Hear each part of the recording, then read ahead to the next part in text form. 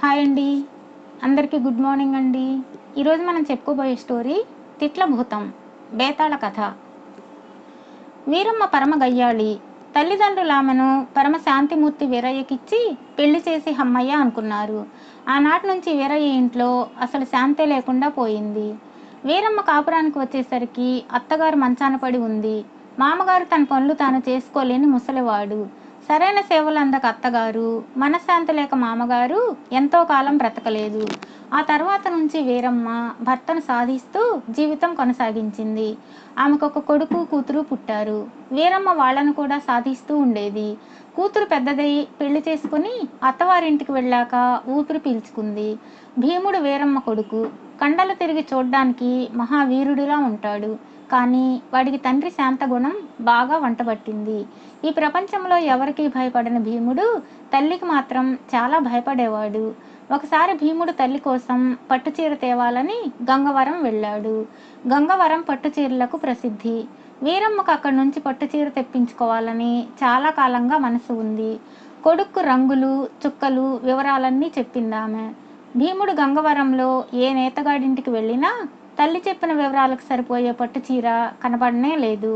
అచ్చం తను చెప్పిన లాంటి చీర తేకున్నా, అసలు చీరే తేకున్నా వీరమ్మ పెద్ద రాద్ధాంతం చేస్తుందని భీముడికి బాగా తెలుసు. అందుకని ఏం చేయాలో తోచక ఆ ఊరి కాలువ గట్టున దిగాలుగా కూర్చున్నాడు. ఆ సమయంలో కొందరు ఆడపిల్లలు అక్కడికి బిందెలతో వచ్చారు. రోజు ఆ సమయంలో వాళ్ళు కాలువలో స్నానాలు చేసి బిందెలతో నీళ్లు తీసుకుని వెళతారు.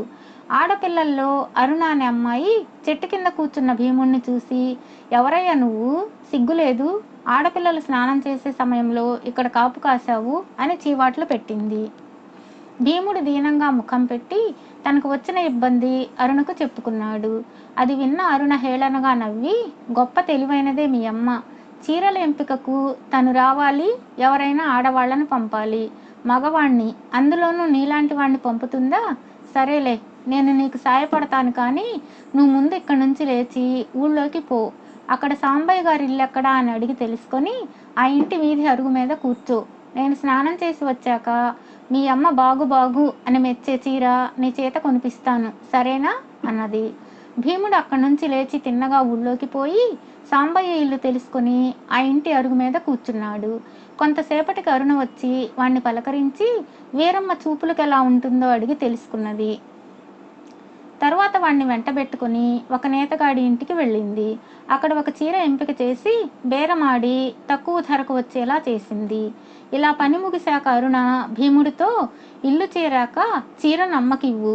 తర్వాత ఆమెతో, నేతగాడు నువ్వు చెప్పిన చీర వివరాలన్నీ విని అచ్చం అలాంటి చీరే 6 ఏళ్ల క్రితం ఈ దేశపు మహారాణి కోసం నేసి ఇచ్చానన్నాడని చెప్పు. మహారాణి అభిరుచులతో సరిపోలిన అభిరుచులు గల మరొక స్త్రీ ఉన్నందుకు అతడు ఆశ్చర్యపోయాడని కూడా చెప్పు. అయినా మీ అమ్మకు తృప్తి కలగకపోతే మహారాణి జాతకురాలికి ఈ చీర నచ్చి తీరుతుందని, ఒకవేళ నచ్చకపోతే ఆవిడ మహారాణి జాతకురాలు అయి ఉండదని అన్నాడు నేతగాడని చెప్పు. నీకే ఇబ్బంది ఉండదు అంటూ భీముడికి హితబోధ చేసి పంపింది. భీముడు తిరిగి తన ఊరు వెళ్ళి అంతా అరుణ చెప్పినట్లే చేశాడు. తనను మహారాణితో పోల్చినందుకు వీరమ్మ ఎంతో సంబరపడి భీముడు తెచ్చిన చీరను చాలా మెచ్చుకున్నది. వాడి తండ్రితో జరిగిందంతా చెప్పి, అరుణ ఈ ఇంటి కోడలైతే అమ్మలో మార్పు తేగలదని నాకు ఆశగా ఉన్నది అన్నాడు. మర్నాడు వాడు పని మీద పొరుగురికి వెళుతున్నానని తల్లికి అబద్ధం చెప్పి గంగవరం వెళ్ళాడు. వాడు కాలువకేసి రావడం అంత దూరంలోనే చూసిన అరుణ గబగబా వాడి దగ్గరకు వచ్చి, మీ అమ్మ నిన్ను బాగా చీవాట్లు పెట్టిందా అంది భీముడి కేసి చూసి జాలి పడుతూ. లేదు లేదు, చీరను బాగా మెచ్చుకున్నది. నీతో ఒక ముఖ్య విషయం మాట్లాడదామని వచ్చాను అన్నాడు భీముడు. దానికి అరుణ ఆశ్చర్యపోయి, ఏమిటా ముఖ్యమైన విషయం అని అడిగింది. భీముడు కాస్త బెరుకుగా, నిన్ను పెళ్లాడాలని ఉన్నది అన్నాడు. నువ్వు నన్ను అడుగుతావేమిటి? మీ పెద్దలతో మా పెద్దలను అడగమని చెప్పు అన్నది చిరాగ్గా అరుణ. పెద్దల సంగతి తర్వాత, నాకు నువ్వు నచ్చావు. నేను నీకు నచ్చానో లేదో తెలుసుకుందామని ఇప్పుడు ఇలా వచ్చాను అన్నాడు భీముడు. అరుణ ఒక క్షణం భీముడు ముఖం కేసి చూసి, నువ్వు చాలా అందంగా ఉన్నావు, మంచివాడివి, నచ్చావు కాబట్టే చీర ఎంపికలో నీకు సాయపడ్డాను అంటూ సిగ్గుపడింది. అప్పుడు భీముడు అరుణకు తన తల్లిని గురించి వివరంగా చెప్పి, నీ తెలివితేటలతో మా అమ్మను మార్చగలవా? బాగా ఆలోచించుకో అన్నాడు. ఆలోచించడానికి అరుణకు ఎంతోసేపు పట్టలేదు. ఆమెకు బిల్వ మహర్షి గుర్తుకు వచ్చాడు. ఆయన ఒకసారి దేశ సంచారం చేస్తూ గంగవరం వచ్చి కాలువ ఒడ్డున జారిపడ్డాడు. కాలు మడతపడడంతో ఆయన లేవలేక అవస్థపడుతూ ఉంటే స్నానానికని వచ్చిన ఆడపిల్లలు ఆయన అపహాస్యం చేయడమే కాక తొందరగా అక్కడి నుంచి వెళ్ళిపోమ్మని కేకలు పెట్టారు. అరుణ వాళ్లను మందలించి బిల్వ మహర్షికి తగిన శుశ్రూష చేసి లేవదీసి కూర్చోబెట్టింది. అప్పుడు ఆయన అరుణతో, అమ్మాయి, నీ సేవలకు సంతోషించాను, ఏదైనా వరం కోరుకో, ఇస్తాను అన్నాడు. అయితే ఏం కోరుకోవాలో అప్పటికి అరుణకు తెలియలేదు. ఆమె కొంత గడువు కోరింది. బిల్వ మహర్షి సరేనని కళ్ళు మూసుకొని 3 మార్లు నా పేరు తలుచుకుంటే ప్రత్యక్షమై నీ కోరిక తీరుస్తాను అని చెప్పి వెళ్ళిపోయాడు. అరుణ ఇప్పుడు భీముడికి బిల్వ మహర్షి కథ చెప్పి, మీ అమ్మను మార్చడం మామూలు మనుషుల వల్ల ఏ పనిలా కనిపించడం లేదు, మనం బిల్వ మహర్షి సాయం అద్దిద్దాం అంటూ ముమ్మారు ఆయన పేరు తలుచుకున్నది. బిల్వ మహర్షి తక్షణమే ప్రత్యక్షమయ్యాడు.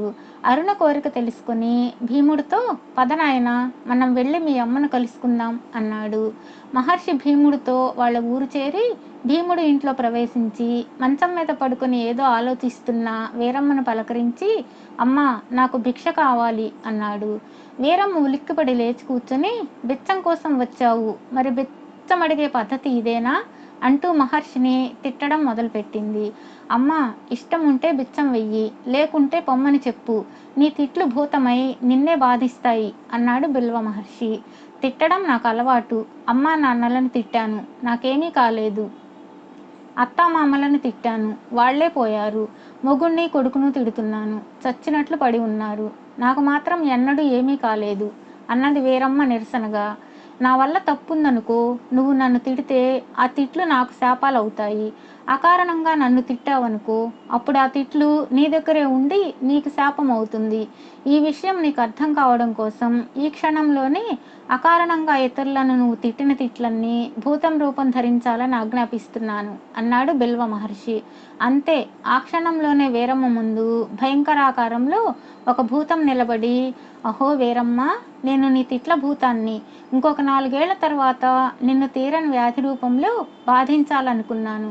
కానీ ఈ మహర్షి కారణంగా చాలా ముందుగానే భూతం రూపం వచ్చేసింది. నా వల్ల మరేదైనా నాశనం కావాలంటే చెప్పు, లేకుంటే నేను ఇప్పుడే నిన్ను నాశనం చేస్తాను అన్నది. వీరమ్మ హడలిపోయింది. ఆమెకు వేరే దిక్కు తోచక మహర్షి కాళ్ళ మీద పడింది. ఆయన ఆమెను లేవనెత్తి, భూతం నీకు ప్రియమైన దాన్ని మాత్రమే నాశనం చేస్తుంది.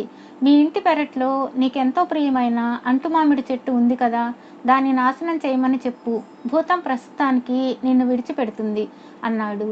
వీరమ్మ సరేననగానే భూతం మాయమైపోయింది. పెరట్లోకి వెళ్ళి చూస్తే అక్కడ మామిడి చెట్టు లేదు. అప్పుడు బిల్వ మహర్షి ఎంతో శాంతంగా, వీరమ్మ, నువ్విక నుంచి ఎవరిని అకారణంగా తిట్టకు, అలా తిట్టినప్పుడల్లా భూతం నీ ముందు ప్రత్యక్షమవుతుంది. ఇక ముందు మంచిగా ఉంటే నిన్ను ఏ భూతము బాధించదు. ఒక ముఖ్యమైన సంగతి, నీ కొడుకు గంగవరంలో ఉండే అరుణ అనే అమ్మాయితో పెళ్లి చెయ్యి. ఆమె చాలా మంచిది, తెలివైనది. నువ్వు నీ కోడల్ని ప్రేమగా చూసుకుంటే క్రమంగా నీ తిట్ల భూతం శక్తి నశించి మాయమైపోతుంది. బాగా గుర్తుంచుకో, నీ కష్టాలు నీతోనే ఉన్నాయి అని చెప్పి బిల్వ మహర్షి అక్కడి నుండి వెళ్ళిపోయాడు. తర్వాత కొద్ది రోజుల్లోనే భీముడికి అరుణకు పెళ్ళయింది. బేతాళుడు ఈ కథ చెప్పి, రాజా, బిల్వ మహర్షి ఇచ్చిన వరాన్ని అరుణ తగుపాటి వివేకంతో ఉపయోగించుకున్నట్లు కనబడలేదు. ఆ వర ప్రభావంతో ఆమె ఏ గొప్ప ధనవంతుడి ఇంటి కోడలో అయి సర్వసుఖాలు అనుభవించవచ్చు కదా. ఆమె వరాన్ని తన కోసం, తన వాళ్ల కోసం కాక భీముడి మేలు కోసం ఉపయోగించడం అనుచితం కాదా, అనాలోచితం కాదా? ఈ సందేహాలకు సమాధానం తెలిసి కూడా చెప్పకపోయావో నీ తల పగిలిపోతుంది అన్నాడు. దానికి విక్రమార్కుడు, ఏ తల్లిదండ్రులైనా తమ కుమార్తెకు పెళ్లి కావాలి, పెళ్ళయ్యాక సుఖపడాలి అనే కదా కోరుకునేది. ఆ విధంగా అరుణ తన వరాన్ని తల్లిదండ్రుల ఆనందం కోసమే ఉపయోగించుకున్నట్లు కనబడుతున్నది. ఇక ఆమె స్వవిషయానికి వస్తే సాధారణంగా మగవాళ్లకు చిరాకు ఎక్కువ. అలాంటప్పుడు ఎన్ని మాటలన్నా నోరెత్తకుండా ఉండే భీముడు లాంటి వాణ్ణి ఏ ఆడపిల్లైనా కోరుకుంటుంది. అట్లని తిట్లభూతం శక్తి చూసిన అరుణ భీముడి పట్ల గయ్యాళిలా ప్రవర్తించే అవకాశం ఏమాత్రం లేదు. ఆ కారణం వల్ల అరుణ మహర్షి ఇచ్చిన వరాన్ని తనకు తన వాళ్లకు శుభం కలిగే విధంగానే ఉపయోగించుకున్నది. అందువల్ల అరుణ నిర్ణయంలో అనుచితం అనాలోచితం అంటూ ఏమీ లేదు అన్నాడు. రాజుకి ఈ విధంగా మౌనభంగం కలగగానే బేతాళుడి శవంతో సహా మాయమై తిరిగి చెట్టెక్కాడు.